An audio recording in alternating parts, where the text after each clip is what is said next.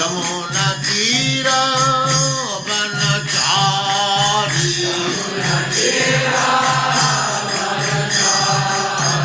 यमुना तीरा वनचारी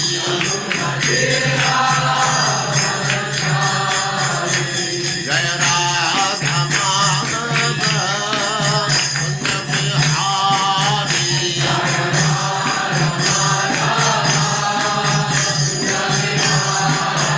जय राधा माधव कुंज बिहारी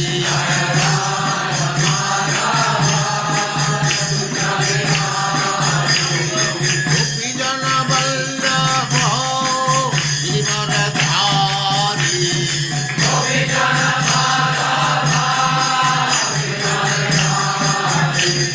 गोपी जन वल्लभ गिरिवरधारी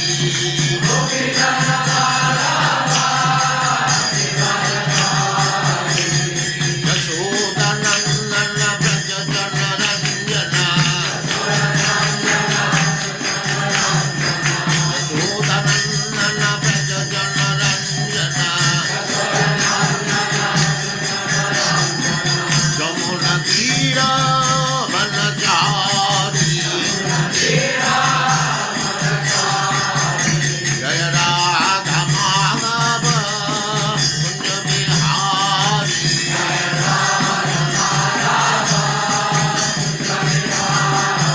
जय राधा माधव कुंज बिहारी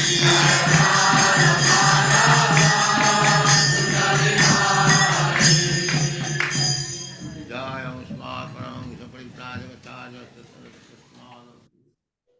हरे कृष्णा प्रभु जी, दंडवत प्रणाम। हरे कृष्णा प्रभु जी दंडवत हरे प्रणाम। कृष्ण प्रभु जी दंडवत प्रणाम। हरे कृष्ण हरे प्रभु जी कृष्ण प्रभु जी दंडवत प्रणाम। हरे कृष्ण प्रभु जी दंडवत प्रणाम।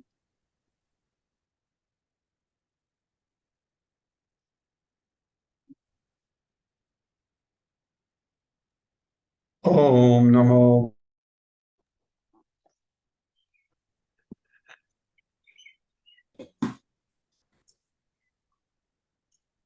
प्रभु जी आप म्यूट हो गए। ओम नमो भगवते वासुदेवाय ओम नमो नमो भगवते वासुदेवाय। ओम नमो भगवते वासुदेवाय नमो भगवते वासुदेवाय। ओम नमो भगवते वासुदेवाय ओम नमो भगवते वासुदेवाय।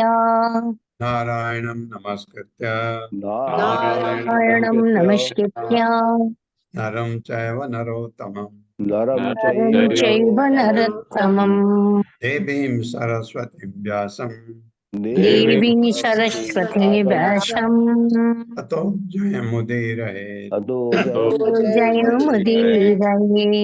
नष्टप्रायेषु भद्रेषु नष्टप्रायेषु भद्रेषु नित्यं भागवत सेवया भगवति सेवया। भगवते उत्तमा श्लोके भगवती उत्तमा श्लोके भक्तिर्भवति नैष्ठिकी भवति नैष्ठिकी। हरे कृष्णा, आप सबका हरे स्वागत है। कृष्णा प्रभु जी हरे दंडवत कृष्ण प्रणाम। प्रभु जी सशस्त्र प्रणाम। तो अब क्या होता है आगे नारद के आ, आ, का आशीर्वाद देने से इसके दक्ष के पुत्र अब क्या करते हैं। पुमान एवैति यद्गत्वा विस्वर्गं गतो यथा प्रत्यक धाम अविदइह किम असत् कर्म भी भवे। किम असत् कर्म भी भवे, क्या लाभ है इस कर्म का, सकाम कर्म का क्या लाभ है, यही सोचते जा रहे हैं। मेरे साथ पढ़िए। पुमान न एवैति यद्गत्वा वेति जद्गत्वा विस्वर्गं गतो तथा यथा विसर्गं गतो यथा पृथक् धाम अविदइह धाम विदयः किम असत कर्म भी भवे। किम सत्कर्मभिर्भवेत्। शब्दार्थ है पुमान, मनुष्य न नहीं, एव निसंदेह, एति वापस जाता है, यत जिस तक, गत्वा जाकर, फिर स्वर्गम पाताल तक, बिल स्वर्ग नीचे को कहते हैं, गतः गया हुआ, यथा जिस तरह, प्रत्यक धाम तेजोमय आध्यात्मिक जगत, अविदः अज्ञानी पुरुष का, अविद विद किसे कहते हैं जो ज्ञानी है, शास्त्रविद शास्त्र का ज्ञाता, अविद है तो अज्ञानी। यह इस भौतिक जगत में किम क्या लाभ, असत कर्म भी नश्वर सकाम कर्म से भवे, क्या हो सकता है। मेरे साथ पढ़िए। नारद मुनि ने कहा था कि नारद मुनि ने कहा था कि एक बिल या छेद है, एक बिल या छेद है, जिसमें प्रवेश करने के बाद जिसमें प्रवेश करने के बाद कोई लौटता नहीं। कोई लौटता नहीं। हर्यस्व इस रूपक का अर्थ समझ गए। रूपक का अर्थ समझ गए। हाँ, मुझे ये याद नहीं आ रहा था। हर्यस्व, ये 10,000 पुत्र जो हैं, इनका नाम, सामूहिक नाम है हर्यस्व।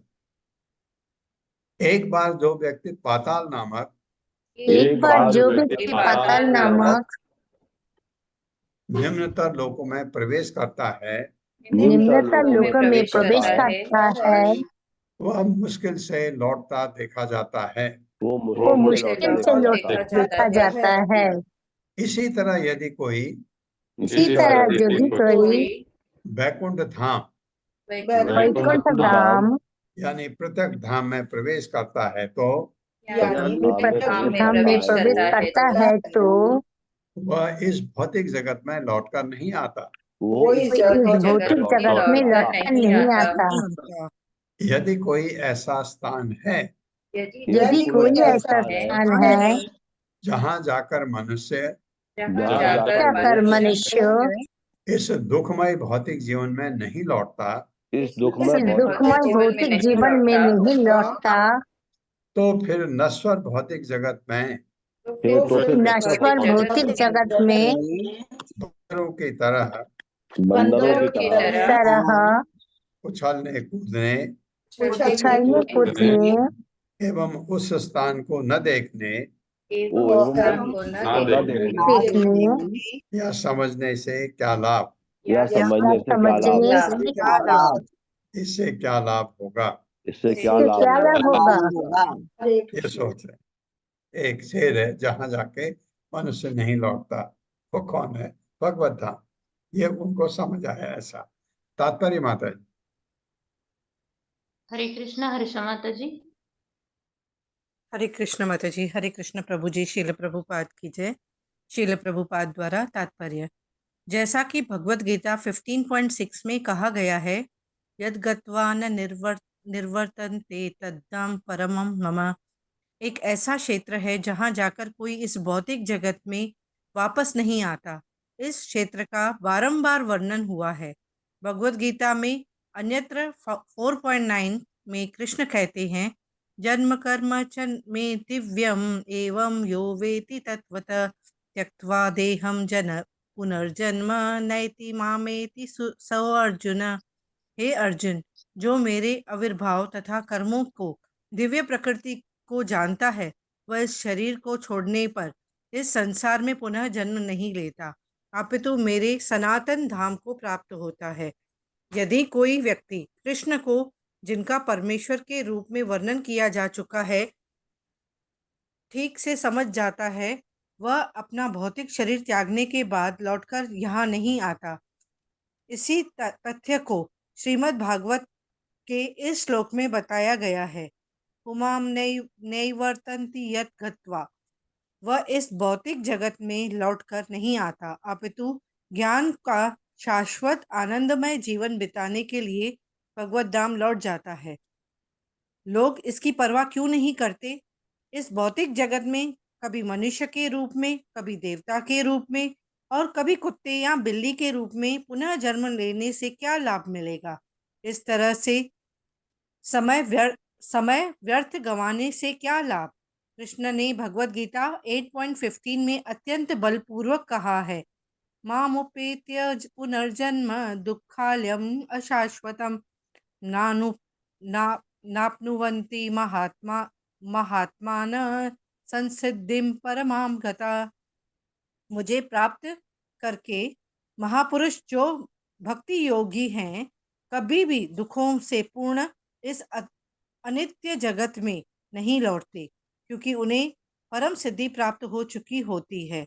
मनुष्य को असली चिंता अपने को जन्म मृत्यु के पिष्ट पेषण से मुक्त करने तथा आध्यात्मिक जगत में परमेश्वर के साथ रहकर जीवन की सर्वोच्च सिद्धि प्राप्त करने की होनी चाहिए। इस श्लोक में दक्ष के पुत्र बारंबार कहते हैं, किम आसक्तिम कर्म अभिर्भवतः, अस्थाई सकाम कर्मों का क्या लाभ है। हरे कृष्ण प्रभु की साथी प्रणाम।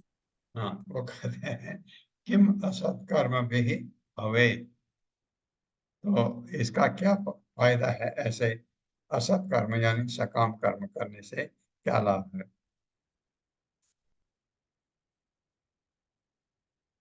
नाना रूपात्मनो बुद्धि स्वैरिणी इव गुण अन्विता तत्निष्ठाम अगतस्य इह किम असत कर्म भी भवेत्। यही कहते जा रहे हैं और नारद के एक एक शब्द का विश्लेषण करके अर्थ समझ गए। बुद्धिमान है, दक्ष के पुत्र हैं और भगवान का आशीर्वाद है उनके ऊपर, तो एकदम समझ गए। और ये सब नारद देख के ही समझ गए, ये तो यहाँ के लिए है ही नहीं बने हुए।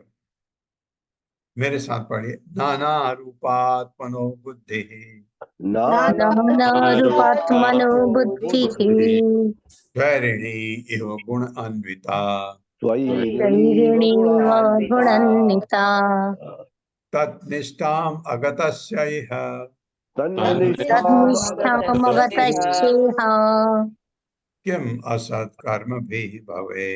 किमसत्कर्मभिर्भवेत्।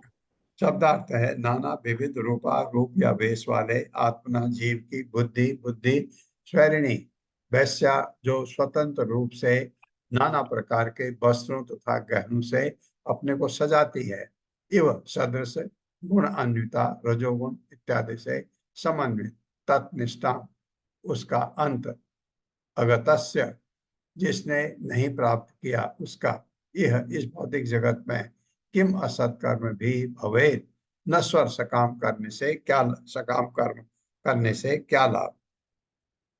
मेरे साथ पढ़िए, नारद मुनि ने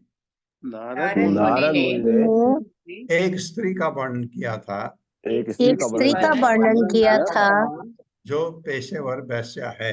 वैश्या है। हरवश्यों को मनुष्य को इस स्त्री की पहचान समझ में आ गई। समझ में आ गई। हाँ, रजोगुण से मिश्रित हुई प्रत्येक जीव की अस्थिर बुद्धि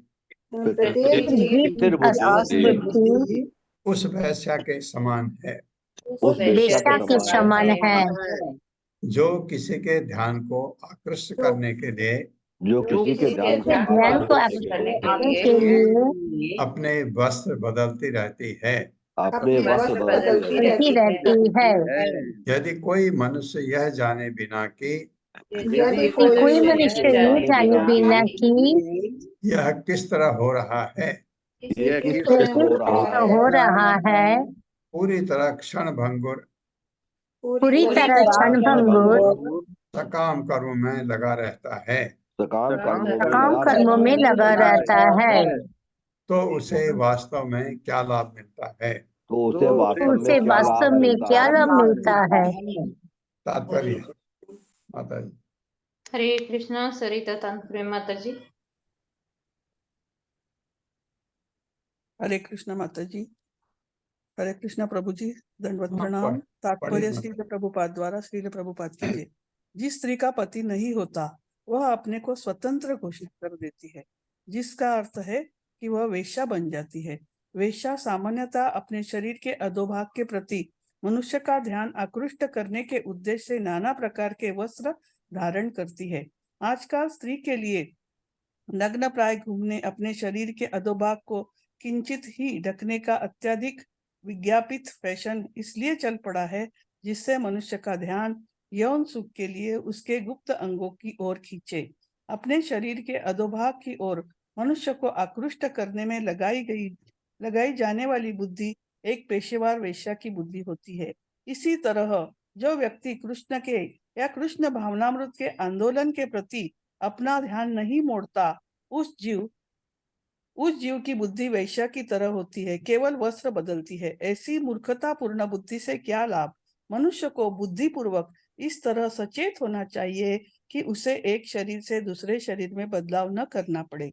कर्मी जन इस भी क्षण अपने पेशे बदल देते हैं, किंतु कृष्ण भावना भावित व्यक्ति अपना पेशा नहीं बदलता, क्योंकि उसका एकमात्र पेशा हरे कृष्ण मंत्र के कीर्तन द्वारा कृष्ण का ध्यान आकृष्ट करना तथा नित्य फैशन न बदलकर अत्यंत सादा जीवन बिताना है। हमारे कृष्ण भावनामृत आंदोलन में फैशन परस्त लोगों के लिए एक ही फैशन है, सिर मुड़ाए तथा तिलक धारण किए वैष्णव के वेश अपनाने की शिक्षा दी जाती है। उन्हें मन, वस्त्र तथा भोजन में सदैव स्वच्छ रहने की शिक्षा दी जाती है, जिससे वे कृष्ण भावनामृत में स्थिर हो सके। अपने वस्त्र को बदलते रहने से, कभी लंबे बाल तथा लंबी दाढ़ी रखने से तो कभी अन्य प्रकार के वेश धारण करने से क्या लाभ? यह अच्छी बात नहीं है। मनुष्य को ऐसे फालतू कार्यों में समय नहीं गंवाना चाहिए। उसे सदैव कृष्ण भावनामृत में स्थिर रहना चाहिए तथा दृढ़ संकल्प के साथ भक्ति रूप उपचार का सेवन करना चाहिए। धन्यवाद हाँ। माता जी। हरे कृष्णा। धन्यवाद माता जी, बहुत अच्छा तात्पर्य पढ़ा आपने, क्योंकि इसमें सादा जीवन ये अभी लगता है, मैं सोचता हूँ ये, क्योंकि जब उम्र कम होती है उसमें आपका हौसला होता है, आप बहुत कुछ पहनना चाहते हैं, बहुत अच्छा अपने को दिखाना चाहते हैं। ये बचपन से भी आपकी आदत होती है ऐसी। बच्चे भी, कुछ बच्चों में नहीं होता है, लेकिन और कुछ लोग इसकी तरफ ध्यान नहीं देते ज्यादा। और ये इस तरफ ये कहना जो ऐसी प्रवृत्ति, इसलिए वैश्या का नाम लिया गया, क्योंकि वो अपने को लोगों को आकर्षित करना चाहती है अपनी तरफ। कोई प्रभुपाद कहते हैं अभी तो सभी यही करते हैं, सभी औरतें ऐसे वस्त्र पहनती हैं, ऐसे अपने को सजाती हैं कि लोग उनकी तरफ आकर्षित हों। ये ठीक नहीं है। सीधा जीवन बिताना, अब माथे में तिलक लगाओ, आधे गायब वैसे हो जाए। तो ये चीज, अगर आप वैष्णव ड्रेस में रहते हैं तो आपकी तरफ आकर्षित कौन होगा? जो हरे कृष्ण मंत्र को जाना, आ गया वो हरे कृष्ण वाला, ये कहते हैं आपने इतना बड़ा काम किया, उसके मुंह में हरे कृष्ण का शब्द डाल दिया। तत्संग भ्रंसित ऐश्वर्यम संसरंतम कुभ आर्यवत कुभार्यवत। तत्संग भ्रंसित ऐश्वर्यम संसरंतम कुभार्यवत तद्गति अबुद्धस्य इह किम असत् कर्म भी भवे। मेरे साथ, तत्संग भ्रंसित ऐश्वर्यम सत्संगभंसितैश्वर्यम् संसरंतम कुभार्यवत संसरन्तं कुभर्यवत्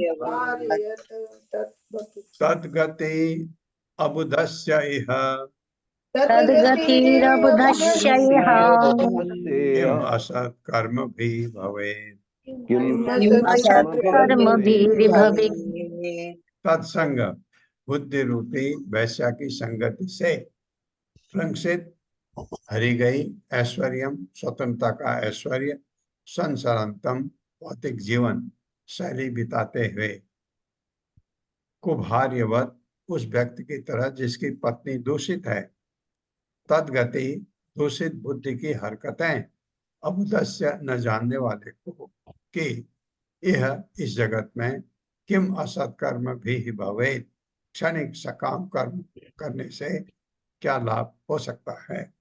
मेरे साथ नारद मुनि नारद मुनि ने एक ऐसे मनुष्य की बात कही थी एक ऐसे ऐसे मनुष्यों की बात कही थी जो वैश्या का पति है। जो वेश्या का पति की है। हर्यश्व ने हर्षियों ने इसे इस प्रकार समझा, इसे इस इसे प्रकार इस प्रकार समझा, यदि कोई पुरुष किसी वैश्या का पति बनता है तो यदि कोई पुरुष किसी वेश्या का पति बनता है तो वो अपनी सारी स्वतंत्रता खो देता है। वो अपनी सारी स्वतंत्रता खो देता है। इसी तरह यदि जीव की बुद्धि दूषित है इस तरह जब जीव की बुद्धि दूषित है तो अपने भौतिकतावादी जीवन को बढ़ा लेता है। तो वो अपने भौतिकवादी जीवन को बढ़ा लेता है। भौतिक प्रकृति से निराश होकर भौतिक प्रकृति से निराश होकर उसे बुद्धि की गतियों का अनुसरण करना पड़ता है। उसे बुद्धि की गतियों का अनुसरण करना होता है। जो सुख तथा दुख की सुख तथा दुख की विविध स्थितियों को लाती है।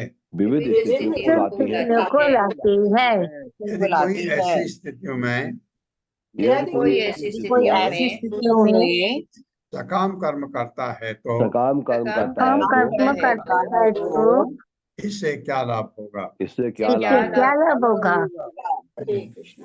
बात से सुनिए तात्पर्य माता जी। हरे कृष्णा अत्रि माता जी। हरे कृष्ण। तात्पर्य श्रील प्रभुपाद की जय। श्रील प्रभुपाद के द्वारा दूषित बुद्धि की उपमा वेश्या से दी गई है। जिसने अपनी बुद्धि शुद्ध नहीं बनाई है वो उस वेश्या के द्वारा नियंत्रित कहा जाता है।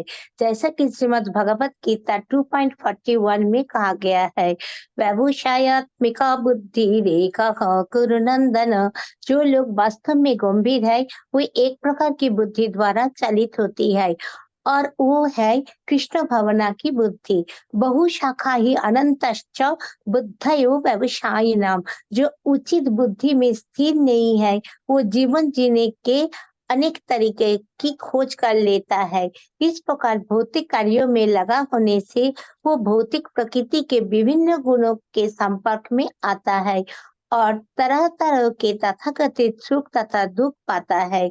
यदि कोई पुरुष किसी वेश्या का पति बनता है तो वो सुखी नहीं हो सकता। इसी प्रकार जो व्यक्ति भौतिक बुद्धि तथा भौतिक चेतना के आदेशों का पालन करता है वो कभी भी सुखी नहीं होगा।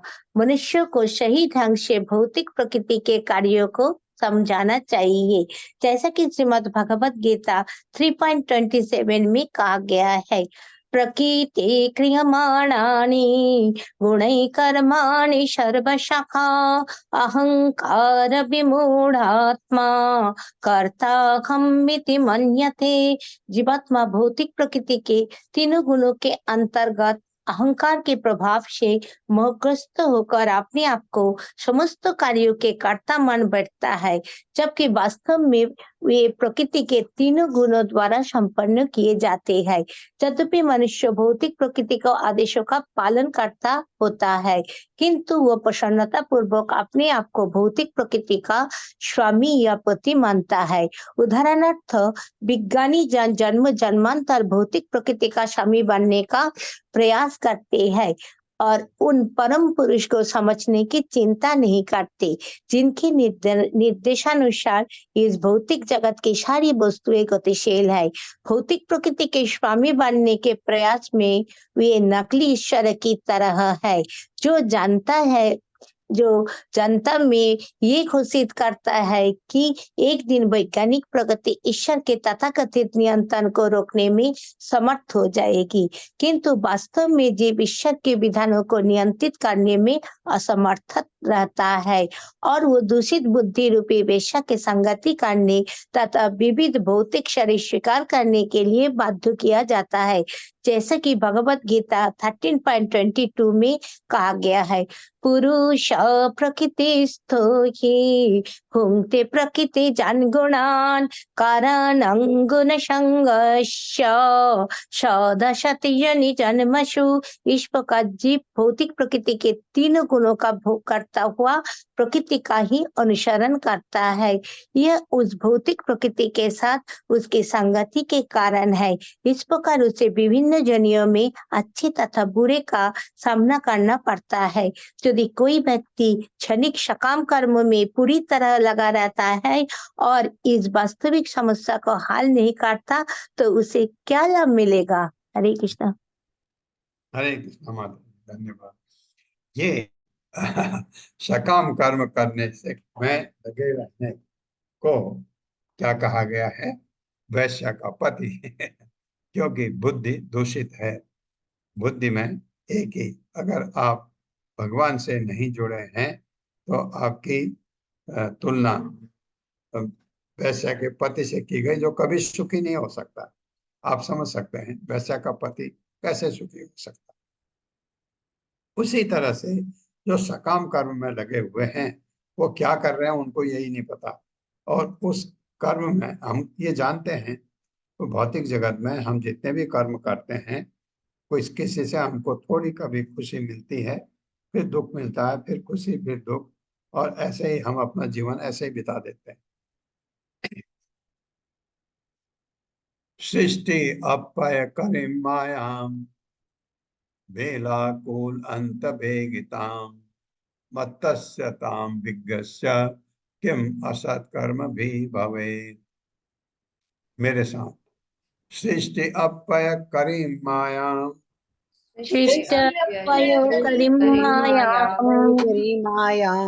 बेलाकुल अंत भेगिताम मत्तस्य ताम विज्ञस्य अविज्ञस्य किम असत कर्म भी भवेत्। अर्थ है सृष्टि, अपव्यय, प्रलय, करीम करने वाली, माया मोहिनी शक्ति, बेलाकुल अंत किनारे के निकट, वेगिताम अत्यंत तेज होने से, मत्तस्य उन्मत्त का, ताम उस भौतिक प्रकृति को, अभिज्ञस्य न जानने वाला, किम असत कर्म भी भवे क्षणिक सकाम कर्म से क्या लाभ हो सकता है। मेरे साथ पढ़े, नारद मुनि ने कहा था कि एक नदी है, जो दोनों दिशाओं में बहती है। हाँ, नदी तो एक ही दिशा में बहती है, लेकिन ये दोनों दिशाओं में बहती है। क्या, अब उनका अर्थ क्या समझे। हरियशों ने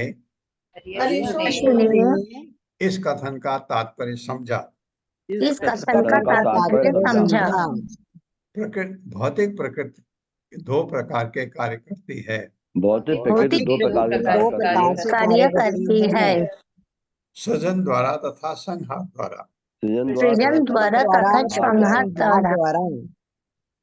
इस तरह भौतिक प्रकृति रूपी नदी, इस तरह भौतिक प्रकृति रूपी नदी दोनों दिशाओं में बहती है।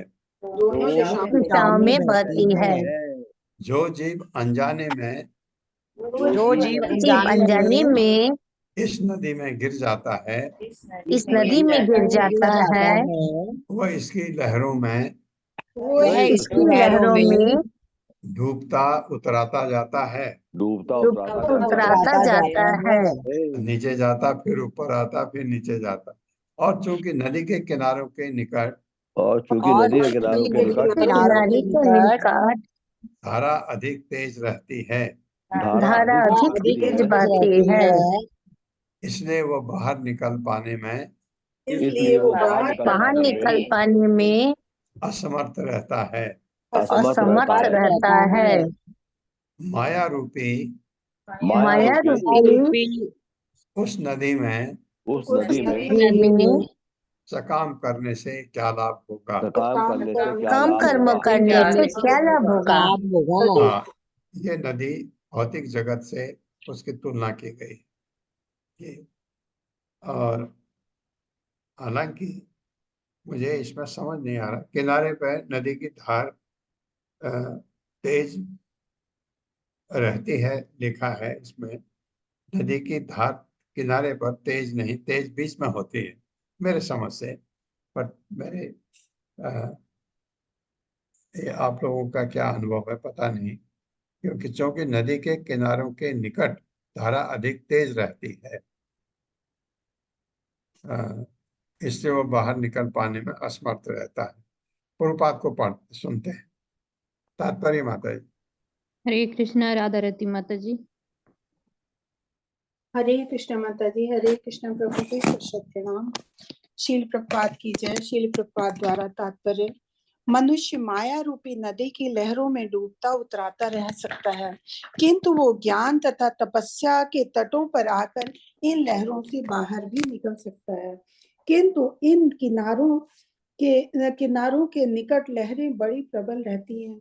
अतः यदि वो ये नहीं समझ सकता है कि वो लहरों द्वारा कैसे इधर उधर फेंका जा रहा है, वो क्षणिक सकाम कर्मों में लगा रहे, तो उसे क्या लाभ मिलेगा? ब्रह्म संहिता 5.44 में एक कथन है, षष्ठी स्थिति प्रलय साधन शक्ति रेखा छाये यस भुवनानि विवर्धि दुर्गा। माया शक्ति दुर्गा षष्ठी स्थित प्रलय का कार्यभार संभालती है और वो भगवान के निर्देशन में कार्य करती है। मध्याक्षेण प्रकृति सूये सचराचरम। जब मनुष्य अविद्या की नदी में गिर जाता है तो वो लहरों द्वारा इधर उधर उछाला जाता है, किंतु वही माया उसे बचा भी सकती है। यदि वो कृष्ण की शरण में जाता है या कृष्ण भावना भावित बन जाता है। कृष्ण भावनामृत ज्ञान तथा तपस्या है। कृष्ण भावना भावित व्यक्ति वैदिक वांग्मय से ज्ञान ग्रहण करता है, किंतु साथ ही साथ उसे तपस्या करनी चाहिए। भौतिक जीवन से छुटकारा पाने के लिए मनुष्य को कृष्ण भावनामृत ग्रहण करना चाहिए, अन्यथा यदि वो तथाकथित विज्ञान की प्रगति में बुरी तरह लगा रहेगा तो उसे कौन सा लाभ प्राप्त होगा? यदि वो प्रकृति की लहरों द्वारा बढ़ा ले जाया जाता है तो महान वैज्ञानिक या दार्शनिक होने का क्या अर्थ? संसारी विज्ञान तथा दर्शन भी भौतिक सृष्टियां हैं। मनुष्य को समझना चाहिए कि माया किस तरह कार्य करती है और मनुष्य किस तरह अविद्या रूपी नदी की उपंती लहरों से छुड़ाया जा सकता है। ये उसका प्रथम कर्तव्य है। हरे कृष्णा। बहुत बहुत धन्यवाद। हरे कृष्ण। माया रूपी जो नदी है जिसमें हम बहते जाते हैं, माया रूपी नदी में हम सकाम कर्म करते हैं और माया क्या करती है एक्चुअली? माया, हम कहते हैं ना माया हमको ऐसे जकड़ लेती है। माया जकड़ के करती क्या है? हमको जूते चप्पल मारती है। तकलीफ है हमको भौतिक जगत में होती है, माया वही करती है। ये जैसे माया हमको कहती है मत छोड़ भौतिक जगत, तो क्या कुछ सुख देती है? कभी नहीं, जूते चप्पल मारती है। आजा आजा आजा आजा, जूते खाने के लिए तैयार हो जा, ऐसे आपको आकर्षित करती है माया। तो वही वही उसी का वर्णन चल रहा है ये। तो ऐसे में हरियश तो ये सोच रहे हैं कि ये तो गलत है, तो जो हमको पिता ने कहा है कि भौतिक जगत में आप आबादी बढ़ाओ, ये तो अच्छा नहीं है, क्योंकि ये सुख में पढ़ना तो हमारे लिए नरक में जाना जैसा है, ये उनके दिमाग में आ रहा है। पंचविंशत तत्वानाम पुरुष अद्भुत पुरुषो पुरुष पुरुषो पुरुषो अद्भुत दर्पण अध्यात्म अबुद्धस्य इह किम असत्कर्म भी भवेत्। मेरे साथ, पंचविंशति तत्वानां, पंचविंशति तत्त्वानां विंशति होता 20, पंचविंशति हो गया 25 तत्व है ना। पुरुषो अद्भुत दर्पण, पुरुषो अद्भुत दर्पणः अध्यात्मम् अबुद्धस्य इह अध्यात्मम् अबुद्धस्य किम असत्कर्म भी भवेत्। किम असत्कर्म भवेत्। पंचविंशति 25 तत्वानाम, तत्वों में से पुरुष भगवान अद्भुत दर्पण, अद्भुत का प्रकट करता, अध्यात्मम समस्त कार्यों तथा कारणों का दृष्टा, अबुधस्य न जानने वाले का, यह इस संसार में किम असत्कर्म भी भवेत्, क्षण भंगु सकाम कर्म में लगने से क्या लाभ हो सकता है। मेरे साथ पढ़िए। नारद मुनि ने कहा था कि नारद मुनि ने कहा था कि 25 तत्वों से बना हुआ एक घर है। 25 तत्वों से बना हुआ एक घर है। हरियशों को यह रूपक समझ में आ गया। हरियशों को यह रूपक समझ में आ गया। भगवान 25 तत्वों के आगार हैं। भगवान 25 तत्वों के आधार हैं और परम पुरुष होने के कारण परम पुरुष होने के कारण कार्य कारण के संचालन रूप में वे कार्य कारण के संचालक रूप में वे उनकी अभिव्यक्ति करते हैं। उनकी अभिव्यक्ति करते हैं। यदि कोई व्यक्ति क्षणभंगुर यदि कोई व्यक्ति क्षणभंगुर सकाम कर्म में अपने को लगाता है, सकाम कर्म में अपने को लगाता है और उस परम पुरुष को नहीं जानता, और उस परम पुरुष को नहीं जानता, तो उसे क्या लाभ प्राप्त होगा। क्या लाभ प्राप्त होगा। हाँ, ये 25 तत्व आपने 24 पढ़े हैं, 25वां आपकी आत्मा। मेरे समझ से तात्पर्य। हरे कृष्ण। सोनिया अग्रवाल माता जी। हरे कृष्ण माता जी। श्री प्रभुपाद जी की जय। तात्पर्य श्री प्रभुपाद जी के द्वारा। दार्शनिक तथा विज्ञानी आदि कारण ढूंढने हेतु पांडित्यपूर्ण शोध करते हैं, किंतु उन्हें वैज्ञानिक ढंग से ऐसा करना चाहिए, किसी सनक में आकर नहीं, न ही विचित्र सिद्धांतों के माध्यम से ऐसा करना चाहिए। आदि कारण के विज्ञान की व्याख्या विविध वैदिक ग्रंथों में की गई है। अथातो ब्रह्म जिज्ञासा जन्मांध्यस्य यतः। वेदांत सूत्र बताता है कि मनुष्य को परमात्मा विषयक पूछताछ करनी चाहिए। परम विषयक ऐसी पूछताछ ब्रह्म जिज्ञासा कहलाती है। श्रीमद् भागवतम में परम सत्य या तत्व की व्याख्या की गई है। वदन्ति तत्तत्त्वविदस्तत्त्वं यज्ञानमद्वयं ब्रह्मेति परमात्मेति भगवान इति शब्दयते। परम सत्य को जानने वाला विद्वान आध्यात्मवादी इस अद्वैत तत्व को ब्रह्म, परमात्मा या भगवान कहकर पुकारते हैं। नव जिज्ञासु को परम सत्य निर्विशेष ब्रह्म के रूप में प्रतीत होते हैं और बड़े बड़े योगियों को परमात्मा रूप में, किंतु भक्तजन जो कि उनसे भी बड़े चढ़े होते हैं, वे परम सत्य को भगवान श्री विष्णु के रूप में समझते हैं। यह भौतिक विराट जगत भगवान श्री कृष्ण या भगवान विष्णु की शक्ति का विस्तार है। एकदेश स्थितस्याग्ने ज्योत्स्ना विस्तारिणी यथा परस्य ब्रह्म न शक्तिस्तथेदमखिलम जगत। इस जगत में हम जो भी देखते हैं वह उन पूर्ण पुरुषोत्तम भगवान की विविध शक्तियों का केवल विस्तार है, जो उस अग्नि की तरह है जो एक स्थान में स्थित होते हुए भी दूर दूर तक अपना प्रकाश फैलाती है। विष्णु पुराण। संपूर्ण विराट जगत परमेश्वर का विस्तार है। इसलिए यदि परम कारण को खोजने के लिए कोई व्यक्ति शोध कार्य न करके ओछे नश्वर कार्यों में छूटे ही अपने आप को लगाता है, तो फिर महत्वपूर्ण विज्ञानी या दार्शनिक के रूप में मान्यता की मांग करने से क्या लाभ। यदि वह परम कारण को नहीं जानता तो उसकी वैज्ञानिक तथा दार्शनिक शोध से क्या लाभ। पुरुष अर्थात आदि पुरुष भगवान श्री विष्णु को एकमात्र भक्ति द्वारा समझा जा सकता है। भक्त्या माम अभिजानाति यावान यश्चास्मि तत्वतः। एकमात्र भक्ति द्वारा उन परम पुरुष को समझा जा सकता है जो सभी वस्तुओं के पीछे है। मनुष्य को यह समझने का प्रयास करना चाहिए कि भौतिक तत्व श्री भगवान की भिन्न कनिष्ठा शक्ति है और जीव श्री भगवान की आध्यात्मिक शक्ति है। हम पदार्थ तथा आत्मा सहित जो भी अनुभव करते हैं वह भगवान श्री विष्णु की दो शक्तियां कनिष्ठा यानी अपरा शक्ति तथा श्रेष्ठ यानी पराशक्ति का संयोग है।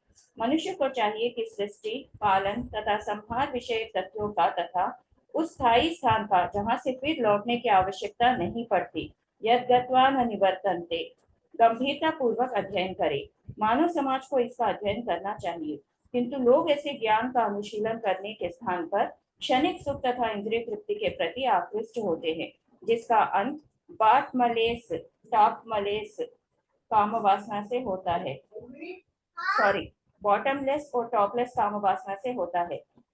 ऐसे कार्यों से कोई लाभ नहीं है। मनुष्य को कृष्ण भावनामृत आंदोलन में अपने आप को लगाना चाहिए। हरे कृष्ण प्रभु जी। ये है कि आप भगवान से जोड़ना चाहिए। ये जो कृष्ण भावनामृत का मतलब है कि ऐसा काम करे जिससे भगवान खुश होते हैं। कृष्ण भावनामृत का तो एक ही अर्थ है, भगवान की सेवा, मतलब उनको खुश करने के लिए। भगवान को आप खुश कर रहे हैं, वो है कृष्ण भावनामृत। तो भगवान को खुश करने का मतलब ऐसा करें जो भगवान चाहते हैं, वैसा करें। जो वैसा आप करेंगे तो भगवान खुश होंगे। हरे कृष्ण कृष्ण कृष्ण हरे हरे, हरे राम राम राम हरे हरे जपते हैं, भगवान आपको आशीर्वाद देते हैं, खुश होते हैं आपसे। तो ये काम करना चाहिए। और पदार्थ से जोड़ने में नहीं, बेटा ये तुम्हारे हित में नहीं है, फिर घूमेगा 84 लाख, छोड़ दे, इससे अटैच ये इससे भगवान खुश होते हैं। सर्वधर्मान परित्यज माम एकम शरणम व्रज, नहीं कुछ कर सकता, मेरी शरण में आ जा, मैं तुझे बचा लूंगा। तो ये है कृष्ण भावना का मतलब। तो अदर नहीं तो हम क्या करते हैं, बिना सिर पैर वाली काम वासना में लिपटे रहते हैं।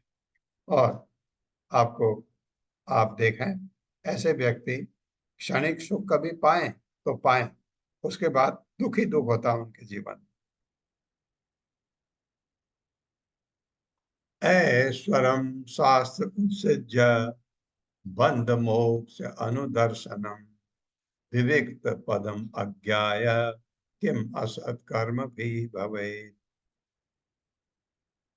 मेरे साथ, ऐश्वरम शास्त्र उत्सृज्य ऐश्वरम शास्त्रमुत्सृज्य बंध मोक्ष अनुदर्शनम बन्धमोक्षानुदर्शनम् विविक्त पदम अज्ञाय विविक्तपदमज्ञाय किम असत कर्म भी भवे। किम असत् कर्म भी भवेत्। ऐश्वरम, ईश्वर का ज्ञान या कृष्ण भावनामृत लाना, शास्त्र वैदिक साहित्य उत्सृज्य त्याग कर, बंधन का, मोक्ष तथा मोक्ष का, अनुदर्शन विधियों की जानकारी देना, विविक्त पदम आत्मा को पदार्थ से पृथक करना।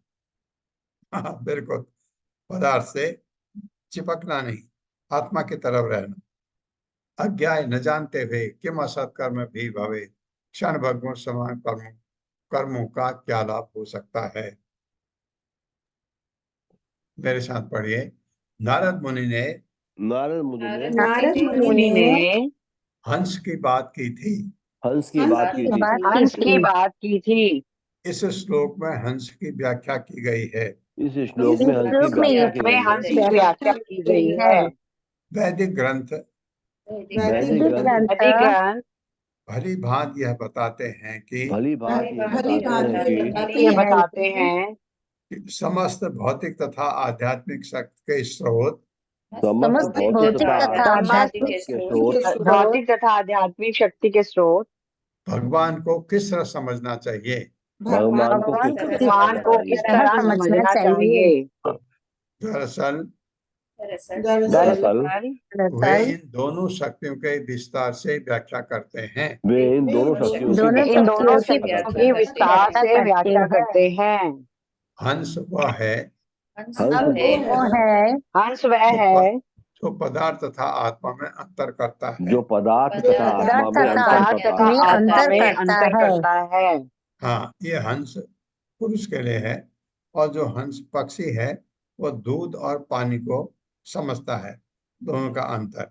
और वो ऐसा है कि पानी और दूध मिला है तो दूध ले लेता, पानी छोड़ देता है। यही जो पदार्थ और आत्मा में अंतर करता है वो आत्मा की तरफ जाएगा, पदार्थ से हटेगा। जो हर वस्तु के सार को ग्रहण करता है जो जो हर हर वस्तु वस्तु के सार को ग्रहण करता है और जो बंधन के और जो बंधन जो के बंधन के तथा मोक्ष के उपायों की व्याख्या करता है। तथा मोक्ष मोक्ष के उपायों की के व्याख्या उपायों करते की हैं। व्याख्या करता है। शास्त्रों के शब्द शास्त्रों के शब्द शब्द के शब्द विविध प्रकार की ध्वनियों के रूप में हैं। विविध प्रकार की विविध प्रकार की ध्वनियों के के हैं। रूप में हैं। यदि कोई मूर्ख यदि यदि कोई कोई मूर्ख मूर्ख यदि कोई मूर्ख धूर्त व्यक्ति धूर्त धूर्त व्यक्ति व्यक्ति उस व्यक्ति नश्वर कार्यों में लगने के लिए नश्वर कार्य में लगने लगने के के लिए लिए इन शास्त्रों के अध्ययन को इन शास्त्रों के शास्त्रों के अध्ययन अध्ययन को को ताक पर रख देता है तो ताक ताक पर रख पर देता रख है देता तो है रख देता है तो तो फिर परिणाम क्या होगा?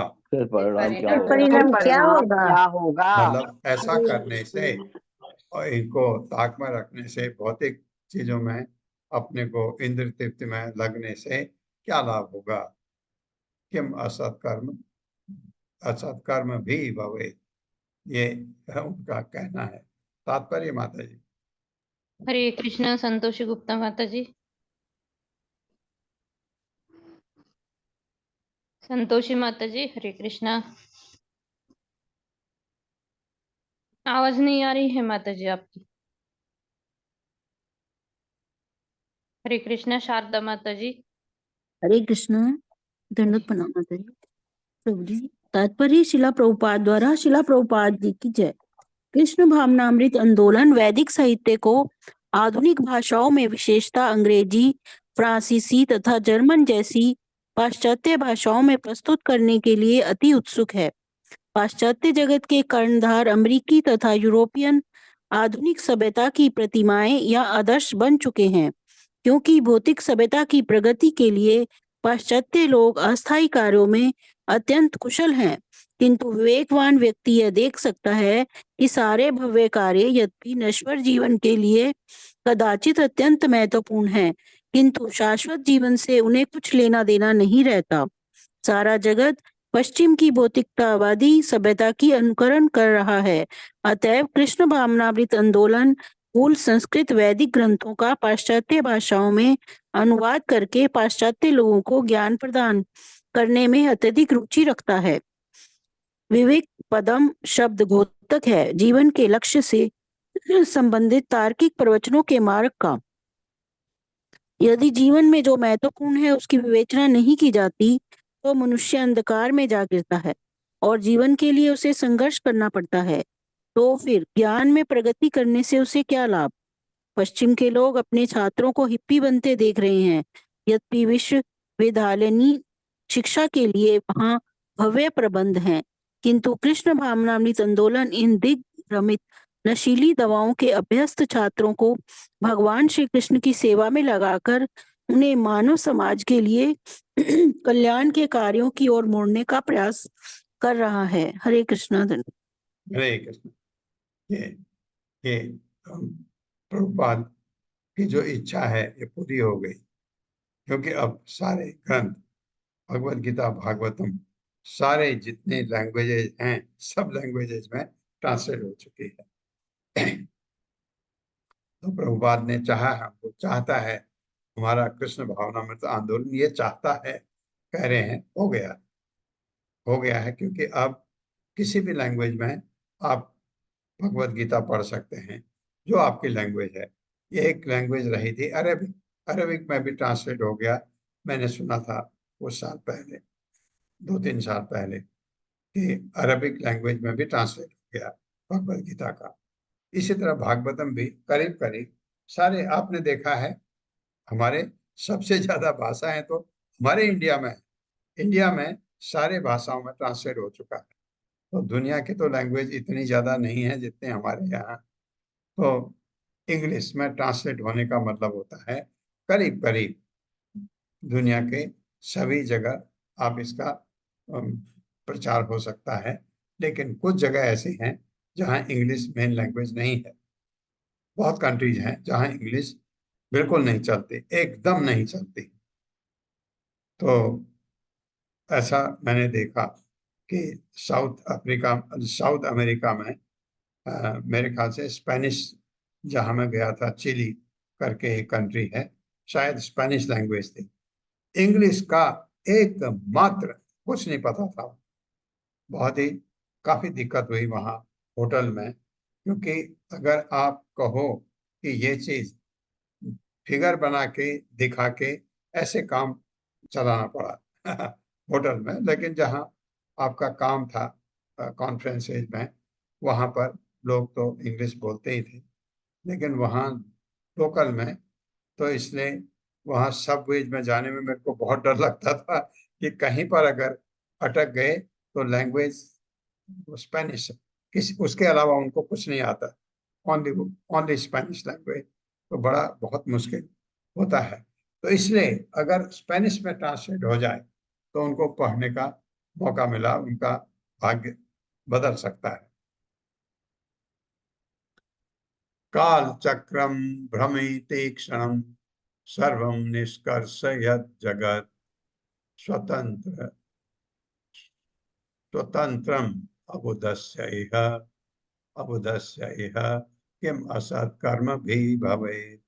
मेरे साथ, काल चक्रम भ्रमिते क्षणम सर्वम निष्कर्षयत् जगत् सर्वं निष्कर्षयति जगत् स्वतंत्रम अबुधस्य इह स्वतन्त्रम् अवदिश्येह किम असत् कर्म भी भवेत्। सत्कर्मभिः भवेत्। शब्दार्थ है, काल चक्र नित्य काल का चक्र भ्रमी स्वतः घूमता हुआ, तीक्ष्णम अत्यंत तेज, सर्वम समस्त, निष्कर्ष यद भागते हुए जगत संसार, स्वतंत्रम स्वतंत्र तथा कथित विज्ञानी तथा दार्शनिक की परवाह न करते हुए, अवदस्य काल के नियम को न जानने वाले का, यह इस भौतिक जगत में किम असत कर्म भी भवे, क्षणिक सकाम कर्म में लगने से क्या लाभ। नारद मुनि ने, मेरे साथ पढ़िए, नारद मुनि ने तेज स्वरूप तथा वज्रों से बनी छोड़ो तथा वज्र से बनी एक भौतिक वस्तु की बात की थी। एक भौतिक वस्तु की बात की थी। हरियसु ने इस रूपक को हरियसु ने इस रूपक को इस प्रकार समझा, नित्य काल बहुत ही तीक्ष्णता से गति करता है। नित्य काल बहुत ही तीक्ष्णता से गति करता है। मानो छुरों तथा वज्रों से बना हुआ हो। मानो छुरों से बना हुआ हो। यह काल अबाध रूप से तथा पूर्णतया स्वतंत्र होकर सारे जगत के कार्य का संचालन करता है। सारे जगत के कार्यों का संचालन करता है। यदि मनुष्य नित्य काल तत्व का अध्ययन करने का यदि मनुष्य नित्य काल तत्व का अध्ययन करने का प्रयास नहीं करता तो वह क्षणिक भौतिक कार्य को करने से क्या लाभ प्राप्त कर सकता है। क्या लाभ प्राप्त कर सकता है। हाँ, ये काल जो है अबाध रूप से पूर्णतया स्वतंत्र होकर, पूर्णतया स्वतंत्र है भौतिक जगत में काल, लेकिन भगवान के अंडर है, भगवान की शक्ति है। ये काल वैकुंठ में नहीं, यहाँ होता है। काल काल हमको पूरी तरह कंट्रोल करता है। समय, आपका जो ये काल है आपका, हमको समय से उठा लेता है, समय से इस धरती पर ले आता है, समय से हमें परिवर्तन कराता है, हमारी बुद्धि में, सोच में परिवर्तन कराता है। काल क्या क्या नहीं कराता है। तो ये अगर इसका अध्ययन करने का प्रयास नहीं करता तो भौतिक, समस्त भौतिक कार्य को करने से, सकाम करने से क्या लाभ होगा। तात्पर्य माता जी। हरे कृष्णा रीता कतुरिया माता जी। हरे कृष्णा माता जी, हरे कृष्णा प्रभु जी। श्रील प्रभुपाद की जय। तात्पर्य श्रील प्रभुपाद जी के द्वारा। यह श्लोक शौरपव्यम स्वयं भ्रमी शब्दों की व्याख्या करता है, जो नित्य काल की कक्षा का विशेष रूप से द्योतन करने वाले हैं। कहा जाता है कि काल तथा लहरें किसी मनुष्य की प्रतीक्षा नहीं करते। महान राजनीतिज्ञ चाणक्य पंडित के नैतिक उपदेशों के अनुसार आयुष क्षणा एकोपि न लभ्य स्वर्ण कोटि भी ना चेन निरर्थकम नीति का चा हानि ततो अधिका। करोड़ों डॉलर देकर भी जीवन का एक क्षण वापस नहीं लिया जा सकता। इसीलिए मनुष्य को यह सोचना चाहिए कि यदि वह अपने जीवन का एक क्षण भी व्यर्थ में गंवा देता है तो कितनी बड़ी क्षति होती है। जीवन के लक्ष्य को ना समझते हुए पशु की तरह जीवन बिताते हुए मनुष्य मूर्खतावश यह सोचता है कि शाश्वतता नाम की कोई वस्तु नहीं है और उसका 50, 60 या हद से हद 100 वर्षों का जीवन ही सब कुछ है। यह सबसे बड़ी मूर्खता है। काल शाश्वत है और इस भौतिक जगत में मनुष्य अपने शाश्वत जीवन की विभिन्न अवस्थाओं से होकर गुजरता है। यहाँ पर काल की उपमा तेज छुरे से दी गई है। छुरा तो बाल मुंडने के लिए होता है, किंतु यदि ठीक से नहीं चलाया जाता तो गजब ढा सकता है। मनुष्य को सलाह दी जाती है कि अपनी आयु का दुरुपयोग करके विपत्ति ना खड़ी करे। उसे अत्यंत सावधान रहकर अपने जीवन की अवधि का उपयोग आध्यात्मिक साक्षात्कार या कृष्ण भावनामृत के लिए करना चाहिए। हरे कृष्णा प्रभु जी। धन्यवाद माता जी। अगर भौतिक जगत में हैं आप, क्योंकि आपको भौतिक जगत में रहने के लिए घर चाहिए, पहनने के लिए कपड़े चाहिए और खाने के लिए भोजन चाहिए, इनके लिए आपको कर्म करना पड़ता है। ये सकाम कर्म में आते हैं। ये काम क्योंकि हम अपने लिए करते हैं। छोड़ दीजिए उसको। खाना भगवान के लिए, प्रसाद खा सकते हैं, और जो पहनते हैं वो भी भगवान की सेवा के लिए। ये सब आप अपने को किस ढंग से इसको मोड़ते हैं। आप अपने बच्चों को स्कूल भेजते हैं ताकि उनको शिक्षा मिले और वो भगवान की सेवा कर सके बड़े होकर के। ये इसलिए आप उनको पाल रहे हैं। ये प्रवृत्ति जब आप में आती है, और ये भी यहाँ तक होना चाहिए कि ये बच्चा पढ़ के और उनको आध्यात्मिक ज्ञान दे करके, अगर उनकी रुचि आध्यात्म की तरफ ज्यादा है तो उनको कृष्ण भावनामृत में डाल के, ये हम में जब आ जाए ये चीज नहीं, लेकिन हमें नहीं आता। बच्चा अगर उस तरफ बढ़ने लगा, आप खींचने लगते हैं उसको, अरे उधर इतनी भक्ति है, ठीक है, अच्छी बात है, इतनी ज्यादा ये प्रवृत्ति आने लगती है। तो ये अगर ये चीजें हम में आ जाएं तो हमारा जीवन सफल हो जाता है। ओम अज्ञान तिम्रांधक्ष ज्ञानांजन शलाकया चक्षुरुन्मिलितं तस्मै श्री गुरुवे नमः। नमो विष्णुपादाय कृष्णपृष्ठाय भूतले श्रीमते भक्तिवेदांत स्वामिनिति नामिने। नमस्ते सारस्वती देवे गौरवाणी प्रचारिणे निर्विशेष शून्यवादी पाश्चात्य देशतारिणे। जय हो श्री कृष्ण चैतन्य प्रभु नित्यानंद श्री अद्वैत गदाधर शिवासादि गौर भक्त वृंद। हरे कृष्णा कृष्ण कृष्णा हरे हरे, हरे राम राम राम हरे हरे।